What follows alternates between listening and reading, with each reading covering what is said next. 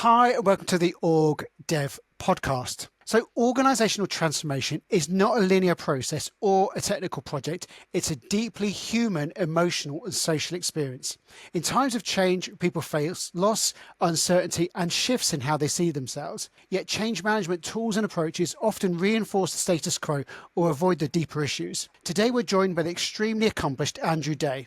His work challenges the idea that transformation can be planned and managed purely from the top, and instead he invites us to see change as a social and emotional process that must be worked with, not controlled. Andrew is an extremely experienced consultant, facilitator, and coach with over 25 years international experience, and he describes himself as a scholar practitioner bringing theory into practice and vice versa. Andrew helps leaders strategically design and develop their organization.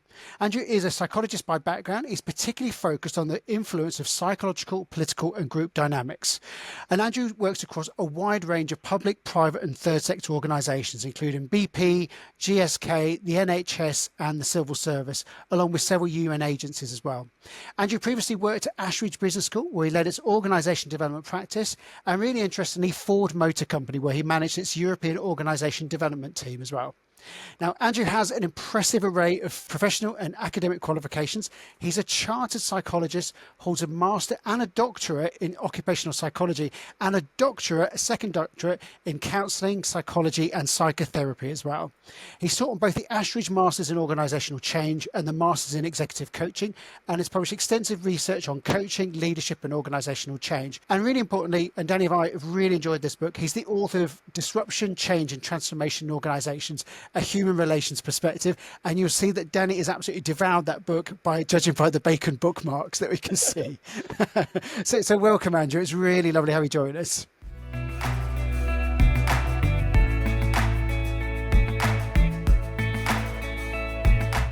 Welcome. We're really excited to have you with us, and we very much, as Garen said, really enjoyed devouring your book. So just to kick us off, just tell us a bit more about the work that you do. What does your work involve? Well, I'm primarily do external consulting across different sectors, different range of clients, pretty broad the work I'd say I do. I do a fair amount of one-to-one coaching, usually with senior leaders, work with senior teams, helping them primarily, I think in today's context, lead strategic change, lead some form of transformation, think about their leadership with a purpose. And then there's kind of more what I would call kind of systemic consulting, working with a large system, multiple interventions over time.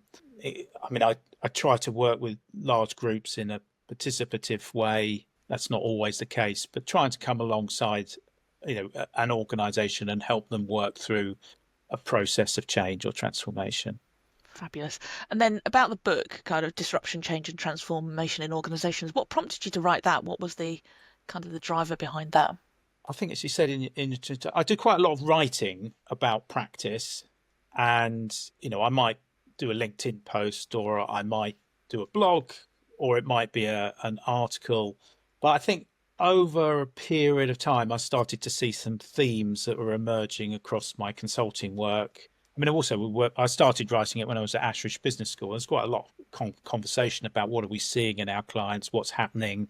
I did a piece of work, a research with Kevin Power during the economic crisis. So Kevin was a colleague of mine.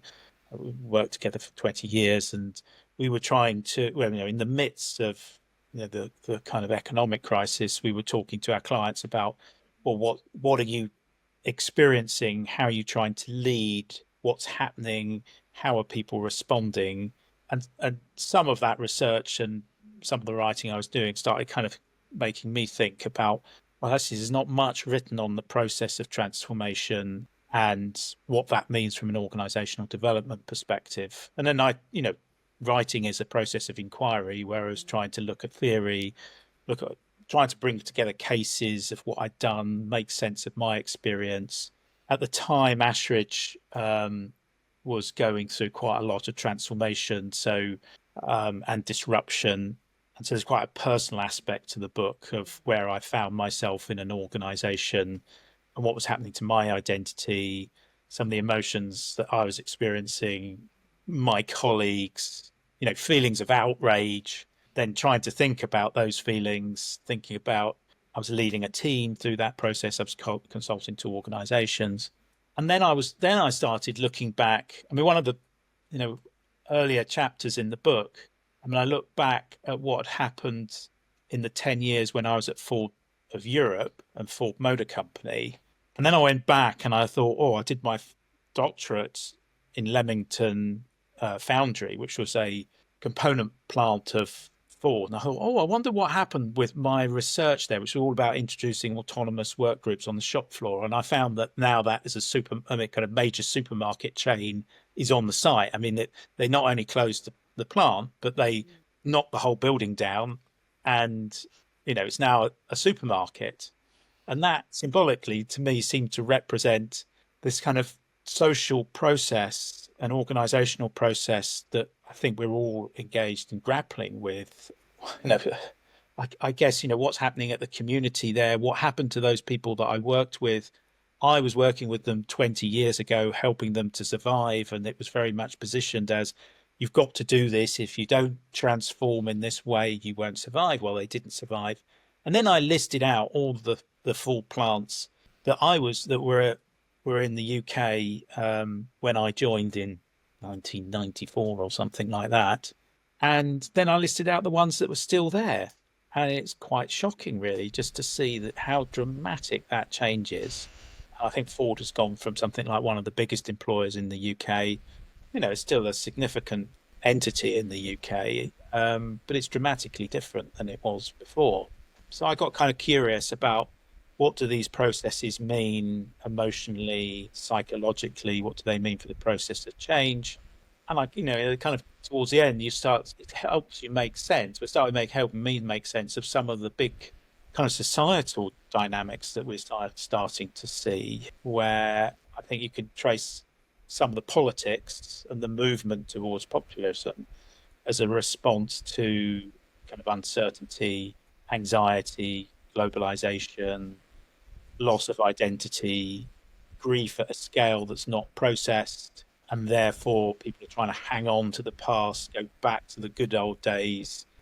You can see that kind of language within the political discourse, what happened with Brexit and some of the US politics. Your book was published, I think it was 2020, wasn't it? And you were talking then about that kind of exponential shift in the rate of change and instability and unpredictability. And probably you think about the 5 years since then, it's kind of accelerated, even more. Yes, and I was thinking this morning, we're only really on the tip of it, because I wrote about all these things I didn't really understand. And, this idea of the fourth industrial revolution, the Internet of Things, quantum computing, artificial intelligence, the growth in robotics, were all things, as I was researching the book, that people were talking about, and you could see the early signs of it.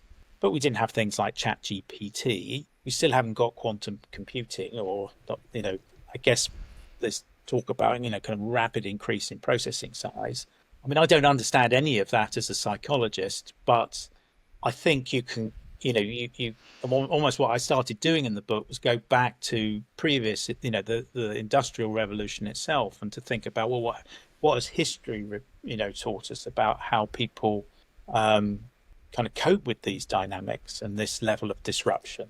And I think one of the things I noticed as I was reading, you said something around the kind of, one of the implications is organizations kind of in being able to adapt to that kind of continual change is having the capacity and the willingness to notice emerging trends. And there's a lot that gets in the way of people being willing to notice those trends. So it's almost like a head down. Yes, we've got the capacity, but are we willing to actually engage with it and lean into what that might mean? I think as OD professionals, we know an awful lot about those sorts of processes, those sorts of social processes. You've got all of the kind of psychoanalytic Tavistock tradition around kind of defenses, organizational defenses, social defenses. You've got Chris Argyris' work around defensive routines. So I think there's that angle to kind of adaptive capacity, is the kind of social processes, the kind of leadership that's required. And then I think there's a kind of another side to it, which also we can help with, which is, how do you design organizations such that they have more adaptive ability, flexibility, capacity for people to respond at a local level and be more networked as opposed to centralized control, which is quite hard for organizations to respond and nimbly and flexibly, as we all know, really. Because transformation is one of those sort of terms that sort of entered the business dictionary, hasn't it? But it's Yeah, such a it's broad term, isn't it? And it means so much to so many different organisations. In your experience, can you sort of, as a consultant out in the field, can you often sort of see a transformation and know from the very beginning whether it's going to thrive or potentially hit the buffers as it's being launched into an organisation? Oh, so that's a hard one. I mean, the word itself, I mean, it is. You could really deconstruct it and say, well, it's, is it even a helpful word to use? But it is being used, and I think it gets used in very different ways. And you could think about different forms of transformation. I mean, I think one of the questions is, in my experience, you've got organisations that are trying to reactively respond and are in a reactive mode, and you've got other organisations that are a much more proactive, strategic mode. They're seeing an opportunity and a possibility and leaning into it rather than having to transform because they've somehow got too far behind the market, the competitors, what people want from the organization. And I think the former, the reactive group, find it much more difficult to transform. They tend to be in a more kind of defensive mode of engaging, of reacting, whereas the kind of, probably because there's more of a kind of sense of fear and survival that's around, whereas a more proactive approach to transformation, usually there's kind of some sense of energy and purpose. There's a vision around what we could become, or a kind of sense of purpose around why we're doing this. And obviously in the introduction we talked about the fact in times of change people face loss and uncertainty and shifts in how they see themselves as well. Why is it that so many change initiatives don't necessarily pay attention to that when it clearly can have such a big impact on the potential outcomes? Well, I think it's as simple as it's painful, and people find it hard, myself included, to engage with difficult emotions and talk about them and explore them. And I think one of the other kind of secondary effects is that one of the dominant defenses against loss, I mean, kind of manic, Melanie Klein talked about the manic defense against loss. Everyone gets very, very busy and focused on running around doing things, but the action itself is, rather than being a productive action of getting things done, it's more of an avoidant behavior that means that we can, rather than talk about what we're feeling and what's really going on, we'd much rather invest our energy in doing, but it's an avoidance of something. And so people are kind of skimming along at a kind of relatively superficial level rather than at a more of an emotional level, engaging with what is changing around them and how it's affecting them as individuals. I was watching a video that you did. You're doing a presentation on some of the research you've done on top teams, and one of the things that you sort of talked about there is the fact that a lot of senior leaders sort of they have emotions, they have anxieties, but often they're suppressed or not discussed. Is that a sort of a common pattern that you see in top teams? And what are some of the things that you sort of I think it would be somewhat unfair to pin it just on top teams. I mean, I think groups, you would say, groups of people find it hard to, under certain conditions, to talk about how they're actually feeling and what's going on for them. And I mean, in a way, I mean, someone, I think it was Gene Newman once said to me, Gene Newman of the Tavistock Institute, who, he said something to me along the lines of, you can explore and find all sorts of dynamics to process within a group or a team. We only really need to focus on those ones that are interfering with the primary task of the team or the group. So start first with the task and then think about how the emotional life of the group is interfering or hindering what the group is trying to do. And I think for a top team, that way of thinking is really helpful because, first of all, a lot of top teams are not that clear on what their primary task is. Finding their task and agreeing this is what we're trying to do is one thing.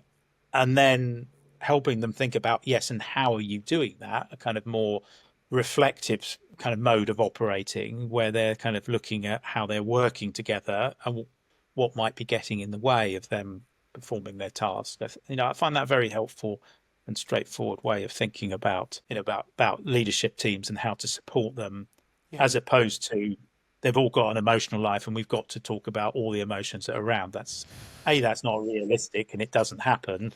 But secondly, it doesn't tend to work in my experience. It's super awkward for. And I guess, how do you create the conditions for people to talk about emotions, though? Because it's part of that is sort of showing vulnerability, isn't it, to a certain extent? Yes. Well, someone asked me this the other day. They kind of said, it's one of these calls where you get said, like, this is highly confidential. We're looking for someone to work with our executive team. This is we're only talking to a small number of people. We want your opinion.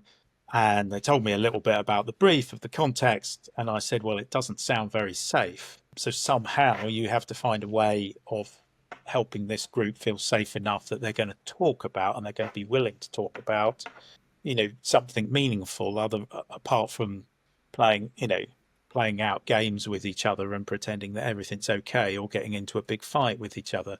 So the setup, I say, well, I think the things I went back to them to say is, one, you've got to think of the setup. First and foremost, do they want to do work on themselves, on how they work? Big question. And if so, what would be that work? So what would be the contract? And then I think there's a piece of work with the leader of the team around, well, is there enough alignment between, congruence between what you think you want to work on with this team and what the team feels that it needs to work on? And then is there a kind of sense that the team wants my help? Is there a sense that they want to work with me in the way that I would work with them?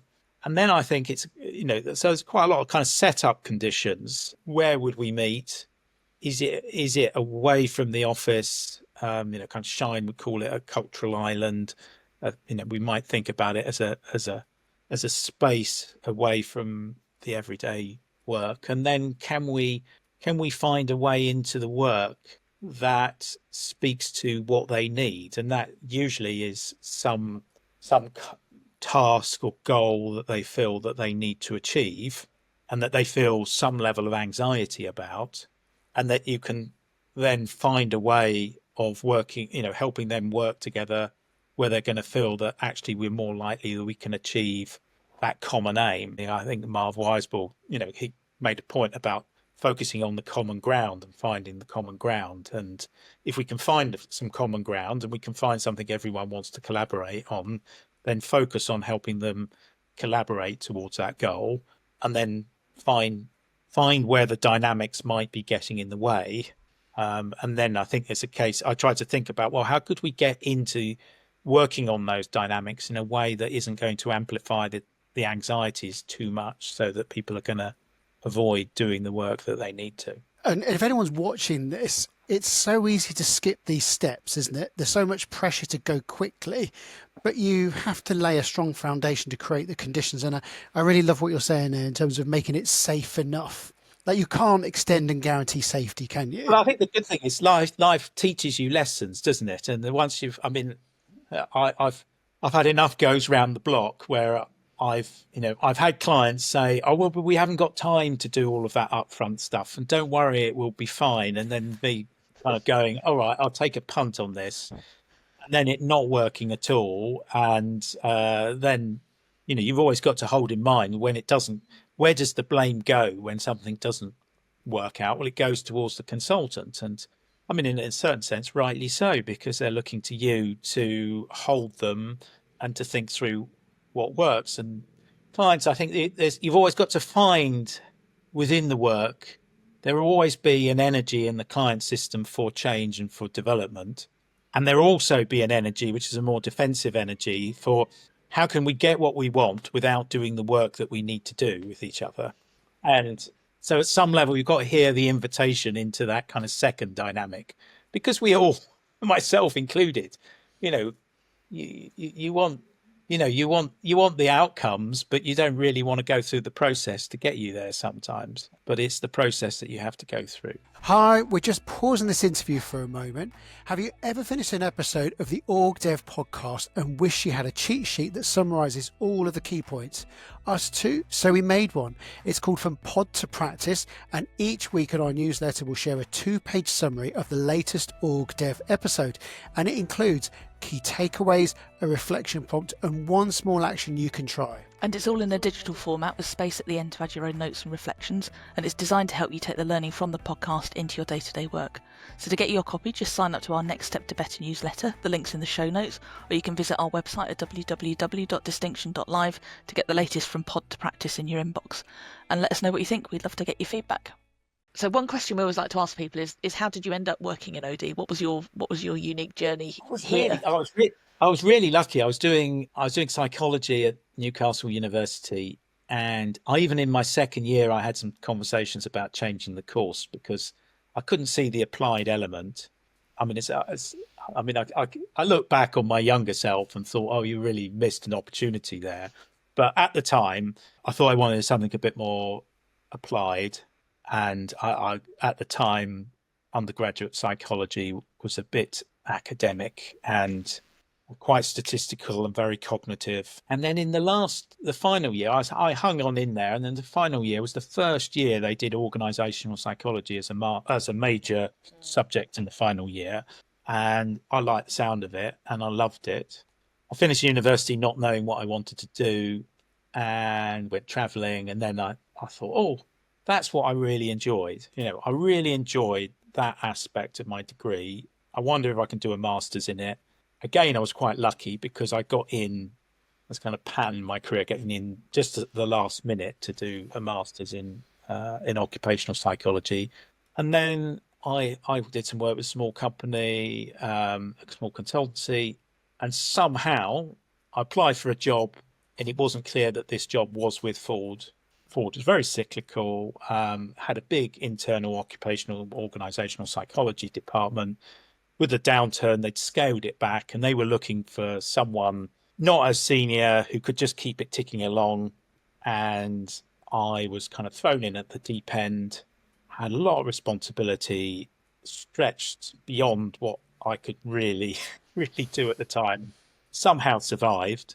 And more, then I kind of kept going back to, what I'm really interested in is large systems, organizational development. And again, I was lucky because Ford has a massive, amazing history being at the forefront of OD thinking.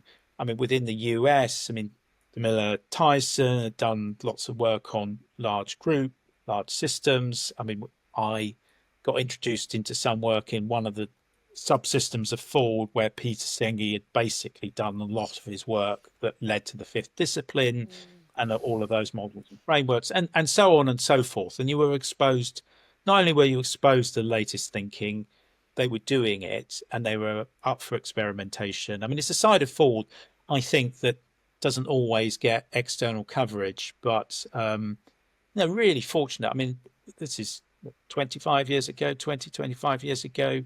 A lot of work on diversity, equality, inclusion.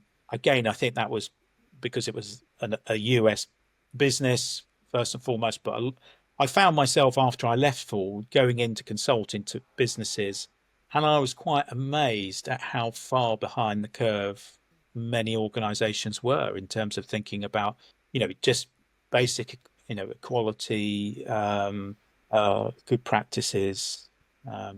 So all of these things you kind of got given. It was great opportunity to do really interesting things. And the good thing with Ford as well is that if you showed that you could do something, then people would trust you and you'd be thrown in to get on with it. And then I was, went on to work with Ashridge, which was again fantastic. It's a very autonomous culture, very experimental. So long as you met your targets. And no one complained about you, or clients didn't complain. Probably clients didn't complain too much. You could do what you wanted, where you wanted, how you wanted, and it's kind of wonderfully kind of experimental place, really. That And when you were at Ashridge, what kind of things did you get involved in? What kind of things were sort of taking your attention? well, I mean, I did a lot of different things, really. I did quite a bit of teaching towards the end. So on the Ashridge Masters in Organizational Consulting, the Coaching Masters with Eric DeHaan, Charlotte Sills, and many others. Then I always had a bit of a sideline on research and writing, just to gain all the things that I was interested in, and then a good bit of consulting work. You couldn't do too much doing the other things, but a bit of executive education, a bit of work with executive teams, some coaching, and occasionally a kind of interesting OD project. You also did a doctorate in, is it psychotherapy as well? How did that sort of gather your attention, and what was the draw to that? Because again, that's really looking beneath the surface of an organization, isn't it? Well, I did the Tavistock Institute had an advanced organizational consulting program, and that had introduced me to the systems psychodynamics paradigm. I mean, I always explain to people that my experience of that program is I saw the world in black and white, and all of a sudden I saw the world through color. And once you've seen the world in color, you can't go back to seeing it in black and white. And through that process, it opened up, invited me to do quite a lot of work on myself, a big psychotherapeutic influence through metanoia, people like Charlotte Sills, who has a very strong she's a psychotherapist, writes a huge amount in the field. And then Bill Critchley at Ashridge was a Gestalt psychologist. Eric DeHaan's very influenced by, kind of different bodies of psychotherapy. And I thought I needed to do a bit more work on myself. And I was just really interested in it. I was really interested in Freud, Klein, psychoanalysis, Rogerian psych. I'm quite intricative in my approach. So I looking at different theories and different ways of understanding things. So he added a kind of a depth to my practice. And what were some of the biggest sort of breakthrough moments? You said you started to see the world in color. What were some of the moments when you started to perceive organizations, identity groups, whatever, in a different way? It's very, very hard to, once you've learned something and gone through the process over many years, to go back to how you used to look at things. But it almost a bit more of a questioning attitude of, well, someone might say, well, that wasn't a good meeting, or they didn't behave very well, or these are the bad people over here. And rather than kind of taking that quite literally, one would think, well, that's an interesting construction that these people are bad. Well, what might be meant by that? And if these people, who are these people, and who are the other people who are thinking this, and what might be going on in the context that has led to, some form of splitting between good and bad, who's splitting between whom? Well, what might be going on at a level that's not being spoken about, kind of anxieties or fears that mean that people have to regress into splitting things into good and bad. And once you start to see that type of process, it's all over the place within organizations. And I don't know. I mean, maybe the process of learning was at some level seeing organizations as kind of primarily rational and logical places, to actually realizing they're just completely bonkers. And maybe that should be the tagline for our podcast. The madness or the kind of craziness of organizational life, and that you're kind of running around. I mean, at some point, I think I kind of found myself kind of running around trying to find explanations for things. But if you're trying to find logical explanations, things, or logical ways forward, but actually it's all a bit madness, you're kind of working in the wrong domain, aren't you? So just a quick follow-up question to that then. So how do you stay on solid ground? Because that it's very easy to get sort of taken along into the organization, isn't it? And people often post-rationalize very emotional decisions and make them appear quite logical, don't they? So how do you sort of stay on solid ground? Excellent question. Excellent question. For risk of sounding like a textbook, I think one is the more that you know yourself, who you are, where your boundaries are, what you believe in, where your values are, what you're seeing, what you are seeing, and what other people are seeing, and what you're feeling, and other people. The more you're clear on that, the more that you can see where you might be pulled along. And one thing I learned in my psychotherapy training is you've got to be the good thing with psychotherapy is there's very clear role boundaries and roles, and then you can notice when you're pulled out of role. Whereas in consulting work, you if you're not clear on your role and your role hasn't been agreed and you're not clear in your own mind, it's very hard to see where you've been pulled out of role. So that's another guiding principle for me. I think good supervision, regular supervision. And if you haven't got, you can't talk to someone immediately, kind of talking to a peer, there's people I know that I would phone up and say, can I just run this through you? This doesn't feel right. And I think trusting your intuition. I mean, I think I've learned over the years, if something doesn't feel right, if you don't feel that you're doing something that you actually believe in, but you're being pulled along, then just trust your intuition and try to find and reflect on what is going on. And even if you can't work out what's going on, something is going on, you just can't see it yet. And then I think the kind of final thing is it's just a discipline of reflective practice, of constantly coming back and questioning, what am I seeing? What am I trying to do? What am I feeling? Did that work? Did it not? And trust that that process at least keeps you honest with yourself. And then obviously there's a lot of people that watch this podcast that are internal, and I've heard lots of stories, really positive stories about the work that you've done in the civil service, for example, about people feeling resourced. How do you help people feel? Because it's harder, isn't it? You're sitting within a hierarchy. There's lots of demands on you. You're pulled in different directions. At least with a consultant, there's a little bit of distance that they can sort of pull a bit. Kind of Sophie Pern, who I don't know, you're going to talk to Sophie in the coming months. We wrote a piece based on a piece of research, because we noticed that in the larger pieces of work we did, there was always an internal group, an internal consultant that we are partnering with, and then you end up with these triangular dynamics of client, internal, external. And if you're not clear on your roles, on the contracts of how you're going to work together, you're going to get poured in all sorts of messes. And I think the OD axiom of what you're trying to do is build the system's capability to solve problems for itself, to adapt for itself, to learn for itself. So you're trying to make yourself redundant. If you're honest to that value and that principle, then you need to find who the internals are. You might not know who they are. Try to contract with them and build a relationship, and recognize that you need to be working in some form of partnership that builds their relationship with the client, and that you're not undermining the internals to build up your position.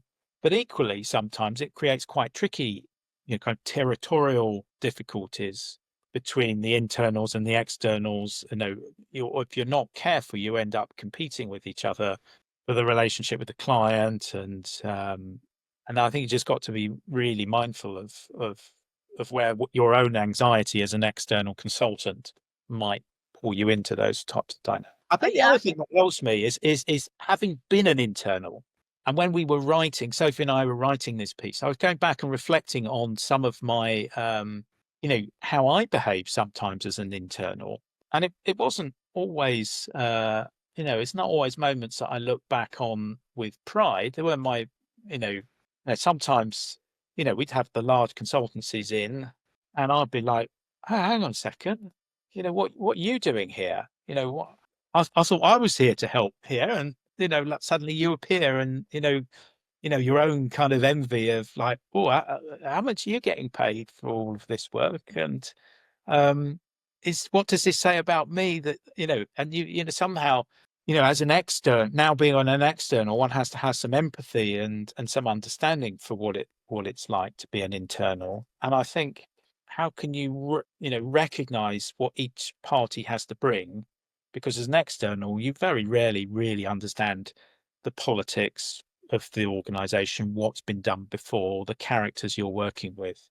I think it's really challenging, isn't it, as an internal as well, to have an external say the same thing you've said or tried to say. Yeah. That's so true. Yeah. And sometimes you kind of feel a bit guilty because you can see that dynamic at play, really. Yeah. But so going back, I was just struck as you were talking about that kind of seeing the world in black and white and then seeing it in a rainbow. You can't go back from that.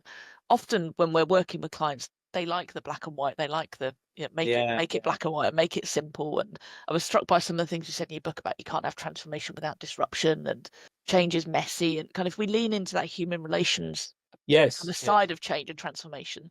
How do we get people to kind of accept the messiness and lean into that? Well, maybe there's a bit of a clue in your question, because how do we get people? I think we can't get people to do things. We can in a sense create a space where there's an invitation for people to step in. I think Shine's process consulting is there's a number of works that I just think are just brilliant and insightful, and I think his whole frame of a helping relationship and what characterizes a helping relationship, and if we can try to do that and then meet people where they are.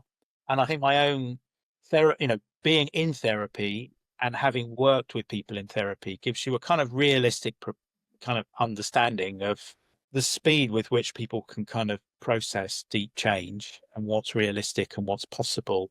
And, you get to, hopefully you get to see a bit more of your own defensive process so you can understand other people's defensive process when it's in there, and kind of watch out for, the moment when you think someone should be doing something or they're not doing it right, or you start having kind of critical feelings of your client or othering them, or they don't do this, or you find yourself complaining to your colleagues about the client. These are all clues for saying somehow you've fallen out of relationship and connection.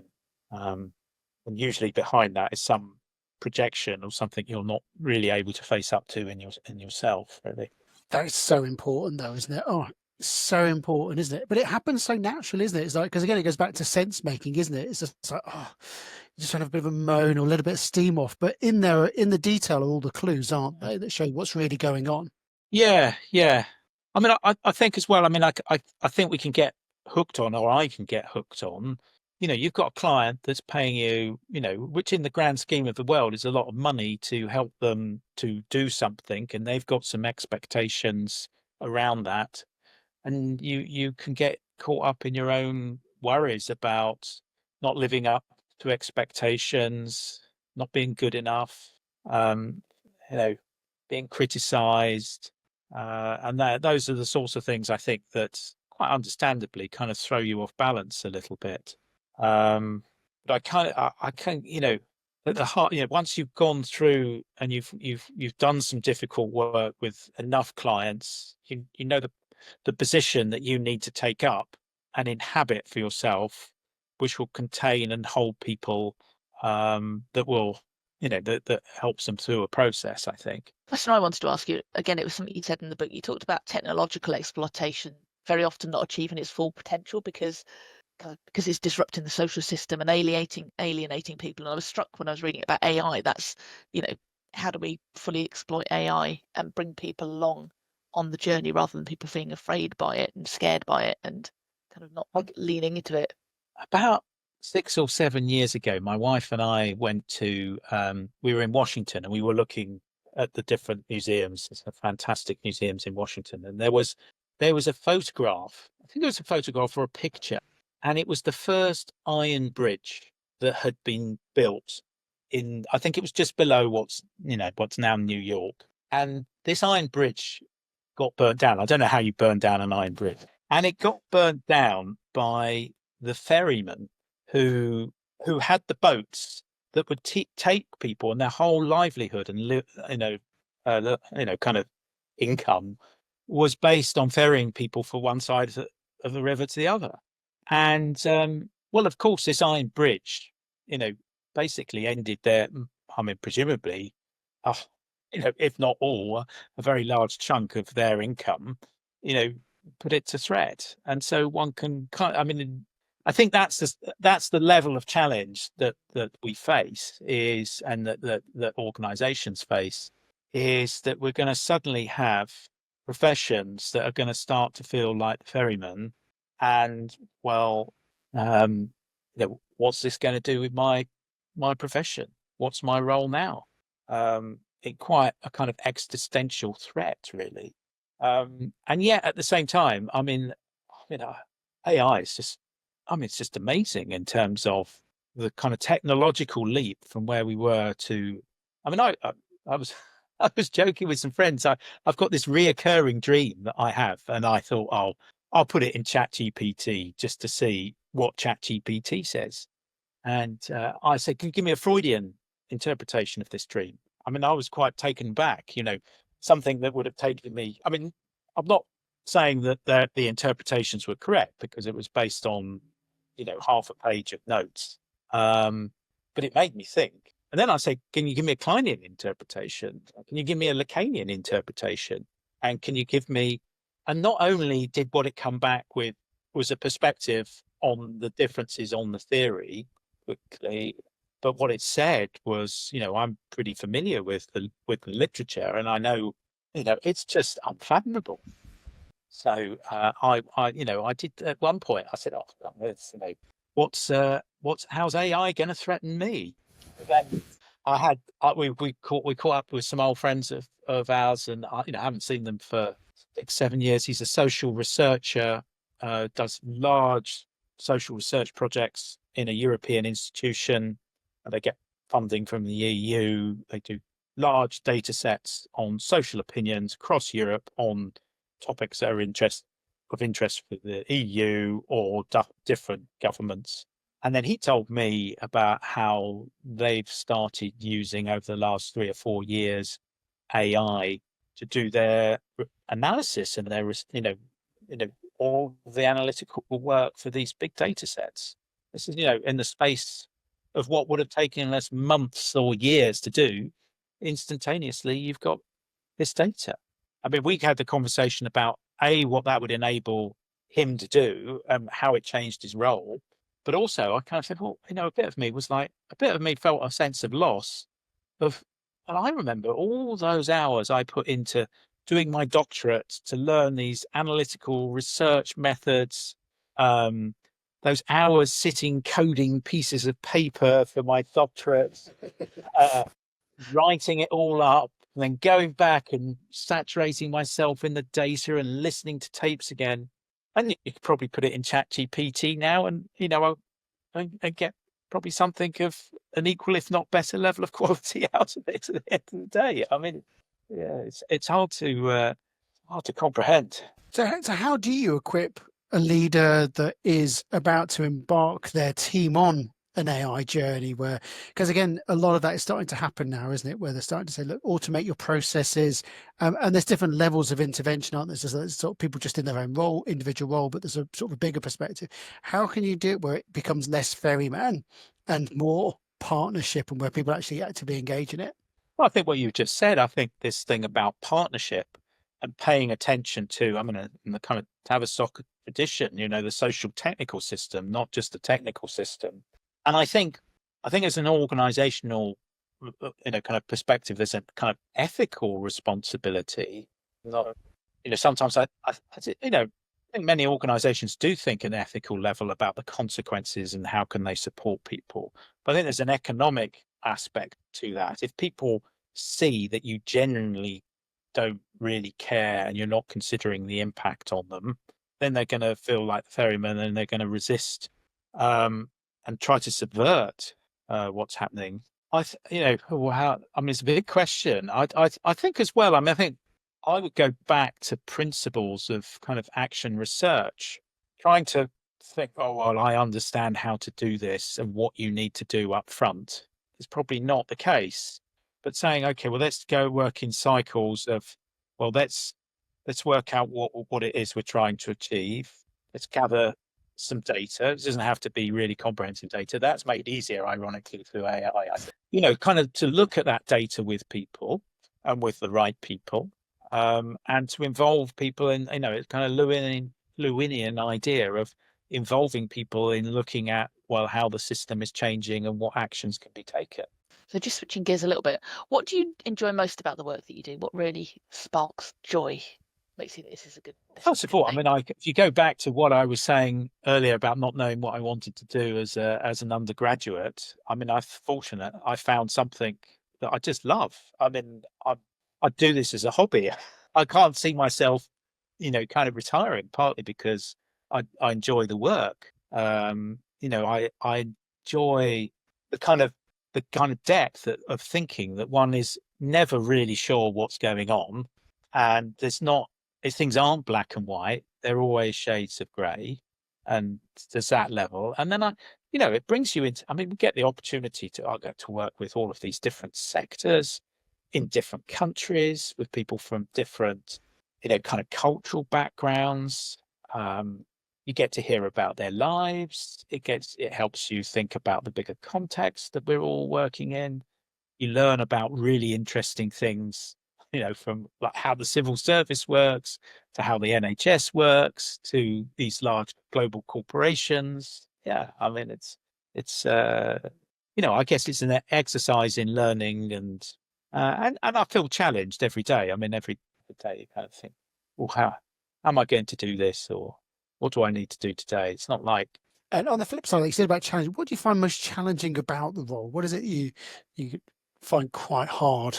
I mean, it's probably a bit the emotional side. I mean, if you're doing good work, you've got to be in it with the client enough to be able to empathize and connect. You've got to be outside of it enough that you let them own the problem and it's not yours. But that judgment is not always easy to make. Being an external, there's always the question of, kind of ongoing insecurity. Whereas, I might be busy now, but in a certain sense, the week before lockdown in the UK, I was fairly busy, and then within the space of a week, every client I had wrote to me and said, "Sorry, we can't continue this." I mean, it ended up being a good year, but in a certain sense, that for me was a bit like, one feels that there was a certain, I hark back to the days of. I mean, I think it's a false security, by the way, but I felt more secure in Ford because it's this huge, great big organization. But of course, someone in the US could have said, "Oh, we're going to have a reorganization and we're going to, but I find that aspect, kind of preoccupies me at times. And then when you look back at your career so far, what are a couple of the biggest lessons that you've learned that you'd share with others? Lessons. Well, as I was saying before, hard lesson learned, trust your intuition. If something doesn't feel right, and then you've reflected on it and you've thought about it and it still doesn't feel right, then trust that. And all the times I haven't trusted it, I've regretted it. I mean, I think most times I haven't trusted my intuition, I've regretted it. That's a lesson. I think there's something about power in organizations. I mean, I did a case study. I was involved in quite a big internal consulting project, Ford, and I wrote a case study for the Tavistock program that I did.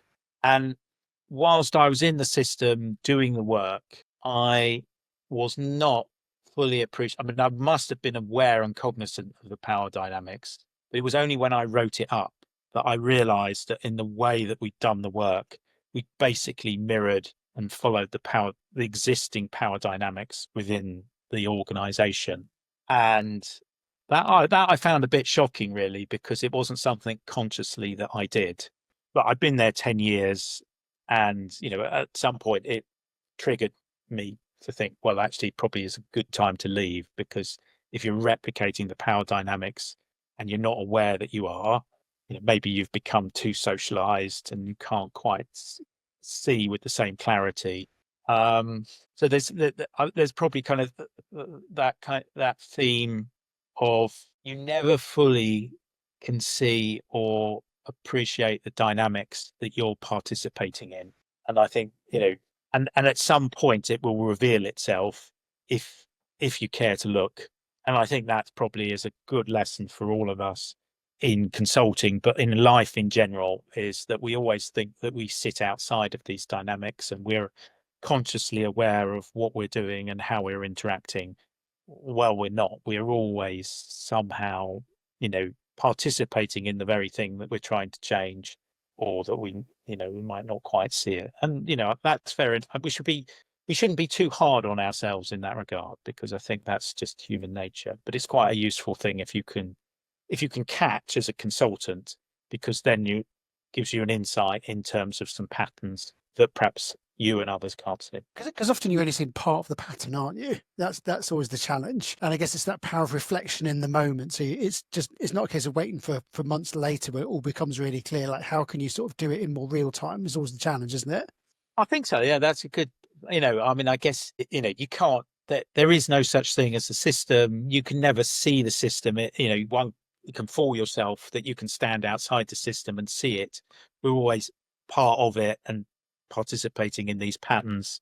I think the kind of Stacey's ideas of complex responsive processes and kind of acting, kind of reflexivity are very helpful, and think about those sorts of processes. How does a person with 2 doctorates invest in their own learning and development? Like, what else is there to learn? How do you stay sharp still?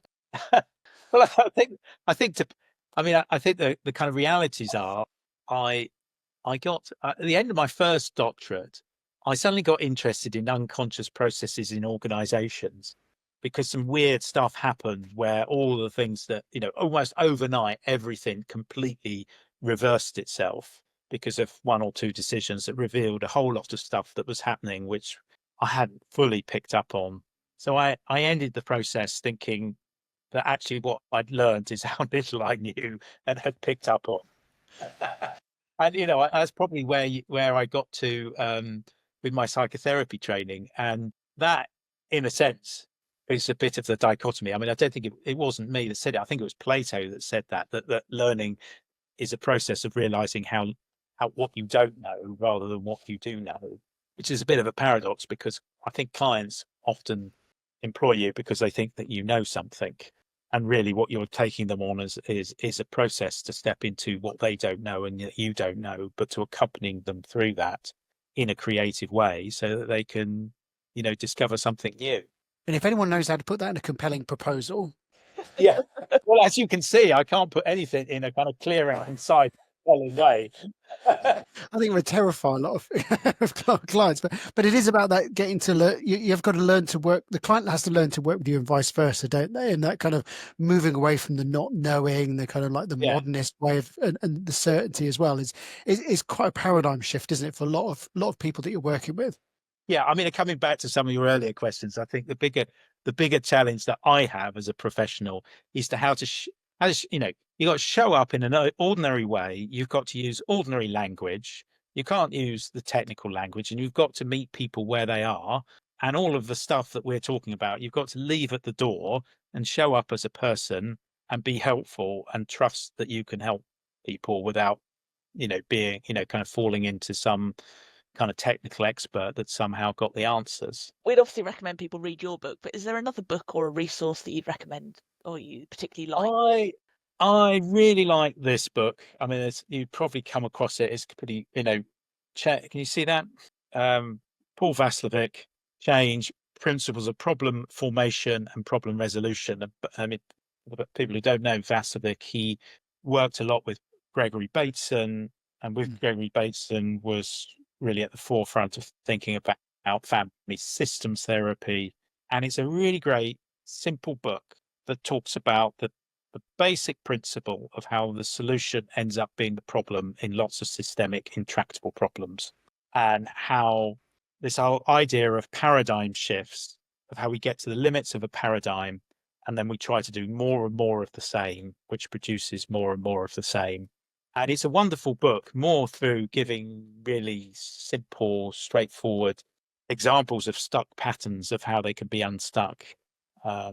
So in a way, if you could read that book and you could understand it and you could apply it, and I don't think you really need to know much more really about organisations or like. Brilliant. Well, there's a different book. There's not. Yes, so that's on our reading list. Brilliant.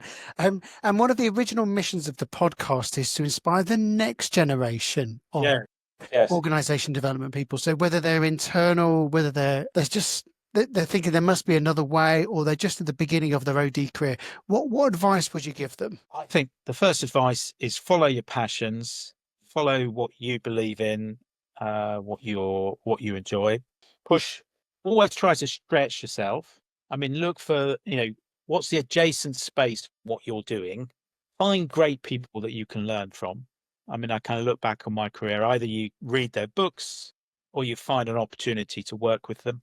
And look for opportunities. I've kind of thought, I think having run a master's with people, sometimes people, well, I'm not doing that, or I don't have the chance to do that. But the great thing in organizational life is there's lots of opportunities that you can find, and not try and convince. I think the difficulty with OD is telling people up front what it is and trying to communicate something in a kind of rational, logical way. The best way I found was to find people that you could help and do something helpful with them. And then people will say things like, I don't know what you did there, but that meeting was completely different from the meeting we would usually have. And it was really helpful. And then lo and behold, people phone you up again and then start giving you referrals. And you do that enough, you suddenly find yourself working on some really, really interesting things and opportunities. I think that's so important, isn't it? We get contacted a lot by people going, how do I get started? But an organization is a laboratory, isn't there? There's just so many different places to practice, opportunities to find, and changes everywhere, isn't it? There's always a place to cut your teeth and learn, no matter where you are in an organization. I mean, and networking, I would add. I mean, I think I kind of try to think of networking as, in my experience, if you're just meeting with people that are interesting, and everyone is interesting, possibilities and opportunities always arise from conversation. And it's a bit like us talking now. If you talk to if you genuinely meet people with a level of curiosity and wanting to learn and understand them and see the world as they're seeing it, then things happen. And I think that acting into the world with that intent is very, very helpful. Brilliant. Well, Andrew, I want to say a huge thank you. I could literally keep this conversation going all day. I don't know about you, Danny. I've really enjoyed it. There were so many questions I want to still ask as well. So it's been really, really useful. Danny, what for you are going to take away from the conversation? A treasure trove of things to take away. I think some of the things that struck me when you talked earlier about the focusing on the primary task of the team, or whatever you're working on, that look at what's getting in the way. I think you shared some really powerful questions to kind of ask at the kind of upfront, like contracting, when you're contracting for a piece of work, and then the discipline of reflective practice and how important it is as practitioners to just really build that into the way we work. Brilliant. Yeah, and I echo all those things. I think, you're really reiterating the point of the importance of building a strong foundation to create the right conditions. And no matter how seductive it is to skip a step, just remembering what the eventual outcome will be if you don't do it as well. The importance about how you sort of create a safe enough environment to do the work, to allow people to do it. I really liked what you were saying, your approach around how managers and teams can approach AI in a slightly different way by taking an action research approach as well. And I think one of the things I've just really enjoyed about the conversation is just you brought a really refreshing honesty to it, which is the lessons we learn along the way, which I think is really important. And I think it's really important that as consultants and as internal practitioners we share that as well. And also just the millions of book references you've got. I've got about 6 out of here. Danny, I don't know how you've got. Yeah. So I think it's really, really useful. Andrew, if people want to reach out to you and follow your work, you do brilliant stuff on LinkedIn, for example. What's the best way to? And obviously we'll share all of this in the show notes. Yeah, well, just drop me an email, drop me a message on LinkedIn. Always great to hear from people in the field, up for conversations. I think this, this idea of networks, a kind of field of professionals. I saw, there's a kind of, I feel that there's a European network of OD professionals that are, hopefully increasingly connected, and I really value that. So always up for talking to people. Danny, give the book a quick wave because it was that good. We do really recommend people to read this book as well. That will be in the show notes as well. It's a really good read, and it's it's a very accessible read as well. So for those of you watching it that you've really enjoyed it and you think, I know somebody that would really benefit from listening to Andrew's insights, then please do share the podcast. We get so many shares every week from people. So what's really nice, so if you know someone who's maybe struggling or just taking the steps in their career, then please share it with them. And also hit the like button and subscribe as well. We're growing the audience all of the time. Danny, how many countries are we in now? 76, I think. 76 countries, which is great. We're big in India and we're big in Germany now, so which is great. And that just shows how wonderful it is that the OD community is really growing as well. But most importantly, we just want to say a huge thank you, Andrew. You've been really generous with your time and your insights and your expertise. We've really enjoyed it, and I'm sure our audience will enjoy it. So thank you so much. And thank you to both of you. Likewise, very generous, and I really appreciated the interest in my work and the questions and where we've gone in the conversation.